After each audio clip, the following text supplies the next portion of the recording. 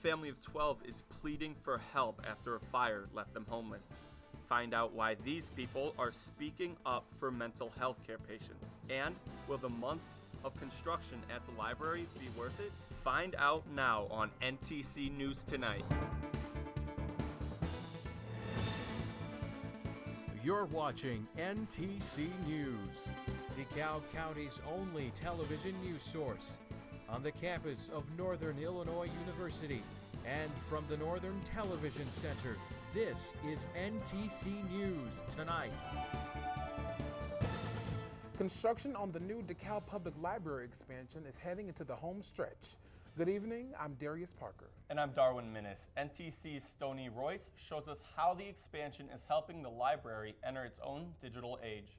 Excavators, steamrollers, and bobcats may not be the quiet images that come to mind when you think about a library, but here in downtown DeKalb, that's exactly what you will find over the next few months. Construction is on track for the library expansion's grand opening on Martin Luther King Day next January. The library is close to getting the space it badly needs. Construction is nearly complete on the massive 45,000 square foot expansion. The long overdue expansion is about more than just bringing the library into the 21st century. It's finally giving the library some much needed room to grow. I sat down with library communications manager Edith Craig to try and understand why the expansion needed to happen now. When the library was built, it was built in 1930, and it was built for a population of 8,000 people in DeKalb. And so this is now 2015, we're a population of 44,000 people, and the library really hasn't changed in size. And so we were bursting at the seams here with programming space and material space. Just to give you an idea about why the library needs more space, I'm standing here in the racks on the second floor, and as you can see, there's not a lot of elbow room. In this section alone, which is about 7 feet tall, 3 feet wide, and approximately 20 feet long, you can find everything from the history of the AK-47 to, see here, why dogs love us. The library will be closing its doors the first week of December for 6 weeks while they move everything into their new space, but until then, the library is still open for business. A new space might be a controversial new gaming bar. The DeKalb City Council is reconsidering a proposal that would allow a video gaming bar to open in the Glidden Crossing shopping plaza. The Black Hawk Restaurant Group first proposed the idea in 2013, but after the disapproval of nearby residents, it never happened. A potential merger between Kishwaukee and Northwestern Hospital is stirring up concern that mental health patients are being left out in the cold. For years, mental health advocates have been pressing to get bed space here in DeKalb for patients with mental health issues. Kishwaukee Hospital currently doesn't have a mental health care unit. At a press conference today, advocates said they're being ignored by the corporate types behind the merger.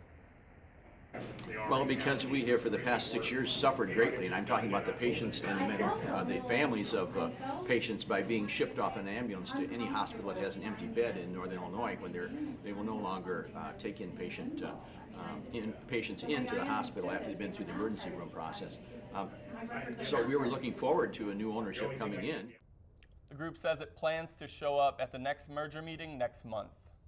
An Indiana man is being charged with felony theft going back to the tornado we had last spring. It happened at Grubstaker's restaurant in Rochelle. While other customers were running for cover, police say 67-year-old Michael G. McDonald made his way to the front of the restaurant and grabbed $1,000 from a cash register. The April tornado leveled the restaurant. McDonald is free on bail. He's set to appear in court next week.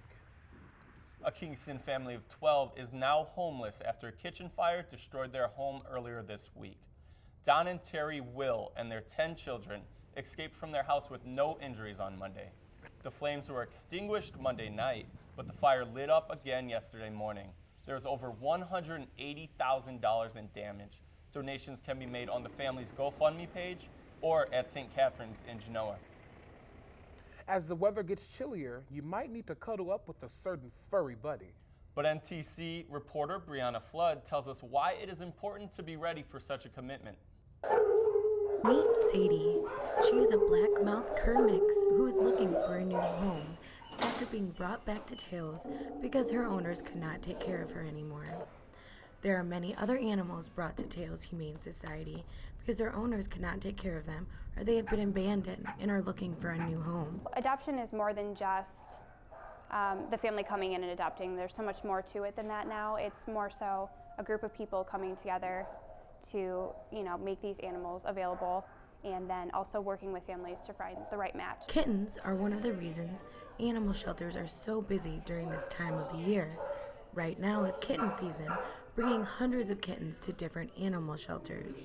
With so many animals in need of a loving home, Tails provides what they can for each animal while searching to find the animals the right home. And we have everybody go through the exact same adoption process. It really doesn't matter to us if you're 18 years old or if you're 45 years old. We ask the same questions, so we try to match up the best animal for that lifestyle. There are more than just cats and dogs here at Tails. There are also little animals, such as guinea pigs. Tails has different areas for the different animals looking to be adopted. There is a little critter area, the kitty corner, and Wagging Avenue, where all the puppies and dogs reside.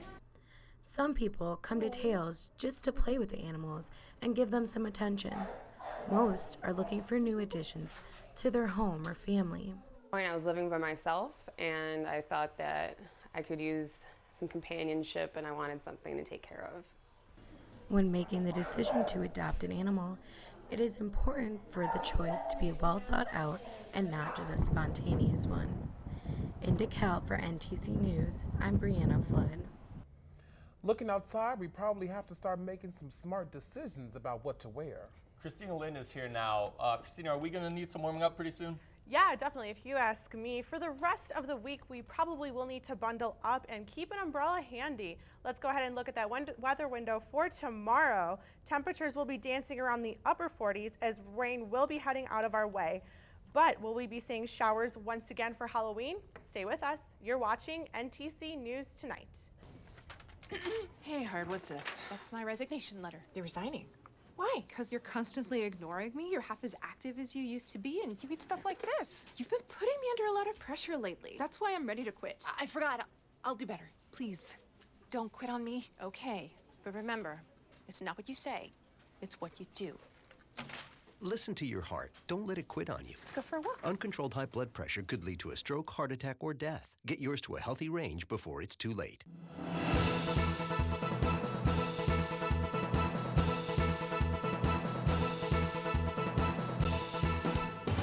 Welcome back, everybody. Hope you're enjoying your Wednesday. It is a little muggy and gross out there today. We did reach a high of around 56 degrees, but that rain is definitely not in our favor. Let's go ahead and look at those rolling clouds going through. We do have wind gusts up to 25 miles per hour. That is still fairly windy, so if you do have an umbrella with you, hold on to it tight. You don't want it to break. So for today, this low pressure system is the remnants of Hurricane Patricia that did hit Mexico earlier this week. So that will be coming in and flowing out of our way for Thursday. We will remain pretty dry. However, for Friday, this low pressure system will be moving towards our way into the evening hours and into Saturday. So for Wednesday night, mostly cloudy, still those chance of showers and a possible thunderstorm, a low of around 34 degrees, and those gusts once again up to 35 miles per hour tonight. That is pretty windy. So for Thursday, once again, pretty breezy, a high of around 49 degrees, and those gusts still up to 35 miles per hour. For Thursday night, partly cloudy, fairly cold. We will be dancing around freezing with a low of around 33 degrees. Let's go ahead and look at that 5-day forecast. Once again, Thursday into Friday, we will be seeing a little increase in temperatures, but we will be seeing that rain into Saturday. So make sure around Halloween that the trick-or-treaters will have those rain jackets on and remain dry. Sunday into Monday, we will be seeing a rise in temperatures, but we can't rule out that chance of rain again. That's it for weather. Now let's send it back to the desk. One small town in Illinois is saying it's going to take on the gun shops.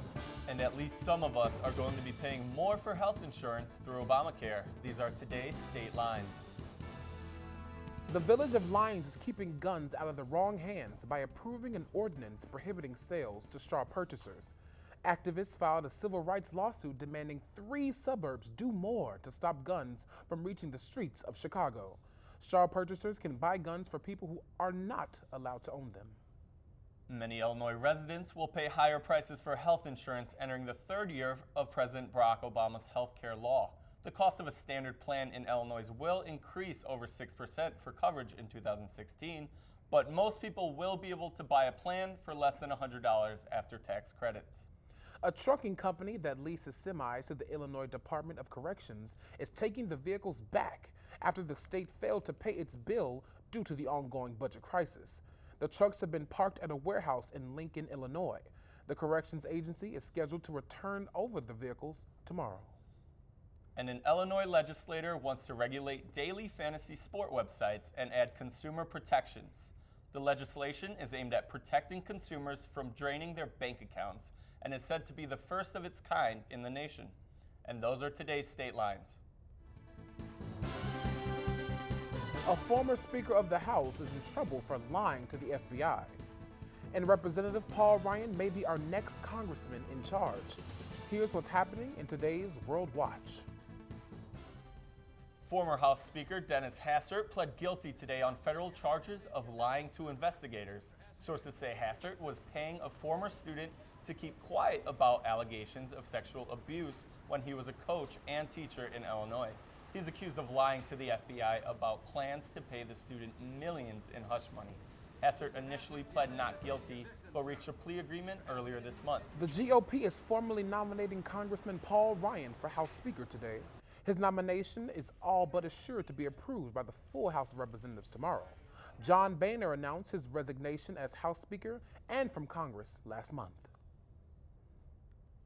China issued a stern warning to the United States after a U.S. Navy warship illegally entered Chinese waters. The ship passed close to a man-made Chinese island in the disputed South China Sea. The U.S. says its ship did not breach international law, and it intends to make this kind of operation routine. This video from a South Carolina high school is causing outrage, and now the FBI is launching an investigation. School resource officer Ben Fields is seen yanking a 16-year-old student out of her seat, then dragging her across the floor. A teacher called for help after the girl was disruptive and refused to leave the classroom. The local sheriff says a third video surfaced shows the girl punched the officer. And that's today's World Watch.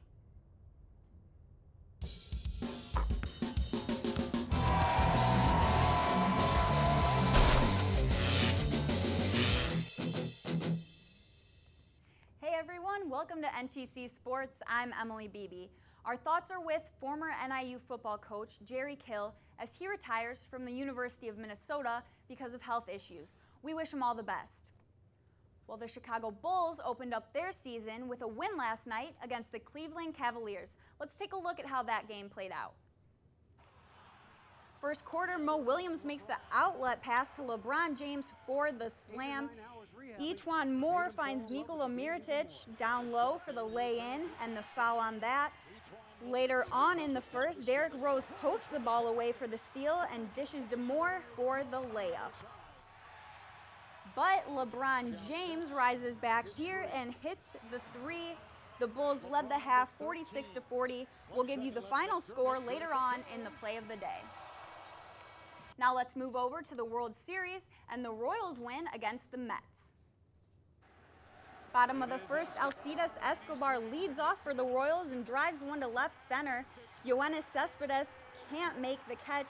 Escobar never stops running and gets the inside the park home run without a throw.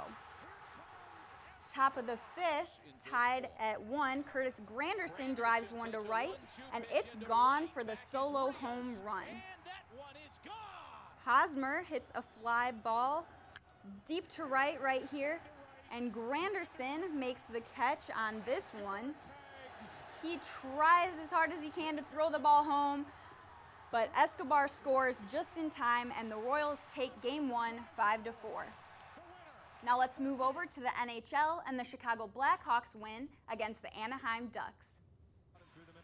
As the first period comes to a close, Jonathan Toews shoots, and that's Frederick Anderson with the save. Second period, Marian Hess hands it off to Toews. He shoots and Anderson makes the save. Puck comes back to Toews over here. He shoots again and is stopped. He tries a third shot and it is no good.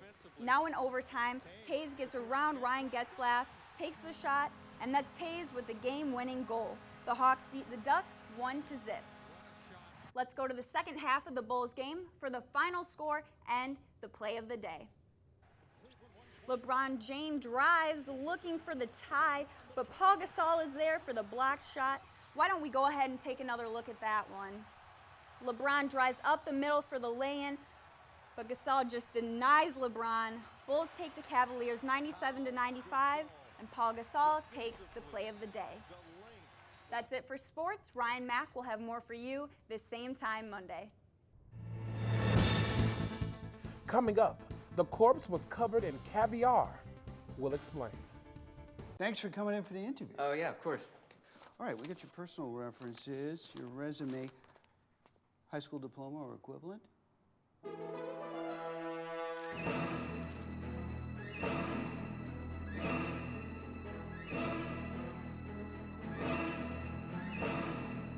Skip the drama.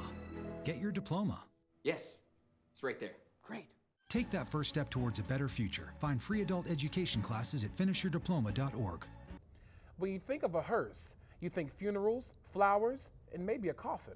But what better place to smuggle over $500,000 in caviar?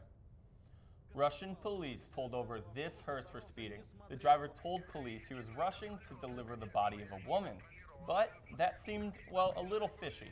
They found more than a half ton of caviar packed inside the coffin. And we're talking about the really good stuff, Imperial Class Beluga caviar. It can go for about $700 a pound. Russia banned commercial fishing of beluga sturgeon, but tons of the blackfish roe are produced in farms each year. And we don't have a hearse, we don't have any caviar, but we do have Christina Lind here with us with a reminder for the weekend. Yes, we are falling back 1 hour on Sunday, so don't forget to change your clocks. Thanks, Christina. NTC News Tonight is produced and directed by students at Northern Illinois University. Enjoy the rest of your evening. We'll be back with more on Monday. Thanks for watching. Bye, everyone.